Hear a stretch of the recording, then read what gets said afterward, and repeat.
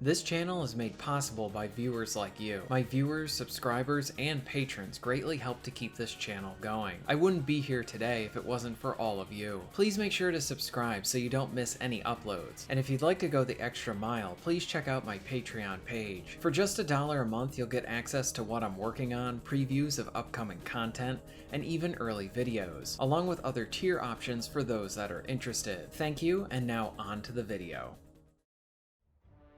So I had the opportunity to try out a new strategy RPG coming out that covers the 100 Years' War with a mixture of fantasy elements. Right from the start, there seems to be similarity between this and that recent King Arthur game I just played. Both are of the same genre, and I think published even by the same company. Even just starting out, this title is looking pretty good so far. To its credit, it gets you right into the gameplay right away. There isn't really any manner of waiting before you are in a full-on battle, trying to figure out different maneuvers and figuring out the best path forward to survive. While I enjoy a good story and cutscenes, I always appreciate when a title can get you right into it, and have the player actually play the game. Here for Crown Wars, it feels like here you go, and drops you right into it from the start. Plus having a good soundtrack doesn't hurt at all as well.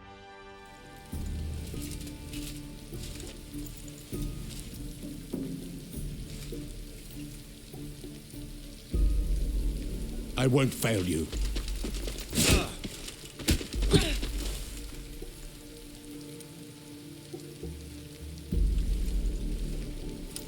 Heathen!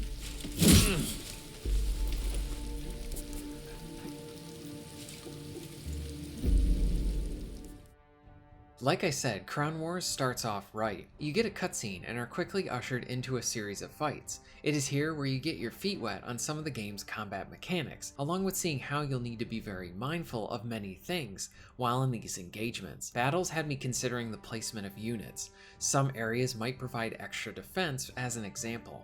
It might be good options to also try and sneak up close to an enemy before they really know you're there, along with being able to tackle ranged foes before you can really hit them. Or if you're low on health, there's a lot of options and a lot of things to consider so that you can properly engage and win these encounters. Positioning and even directing your soldiers is important. The position of your units goes without saying if you've played one of these games before. But one thing I found cool that depending on the passive stance a soldier has, they might by default attack you or vice versa depending on whose turn it is, as an enemy soldier moves past during that turn. This means I could be trying to get to a better position on an enemy, but they could actually deal a considerable amount of damage to me automatically if they are in that stance and I am moving past them. This was something to get used to, and I had to always consider it while moving my units. Your group comes with plenty of different classes and combinations to play around with.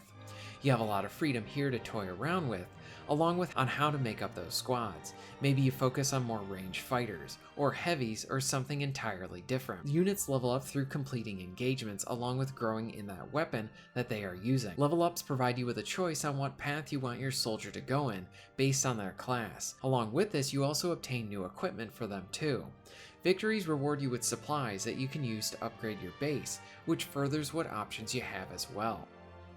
This war between France and England, but not all facts have been told. Poitiers, 1356. After fighting to complete exhaustion, the King of France, John II, is defeated. The King of England's son, the Black Prince, takes him as a prisoner. For more than 20 years, the royal houses had been fighting for the crown of the most powerful kingdom in the Occidental world.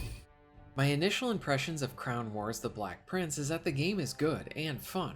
I like the many options that you have and how you choose to deal with enemies, along with how you choose to make up your squad. Also, having a base that you continually can work on and improve on is another plus as well. While the game was pretty easy to pick up and understand, I appreciated that, like many of these games within the same genre, it has a lot of ins and outs that you'll need to be considering so that you can really win all the battles that you encounter and hopefully not lose any of your soldiers. It is worth noting that the initial cutscene was pretty good, but there were a few instances after this where the lip syncing seemed a bit off.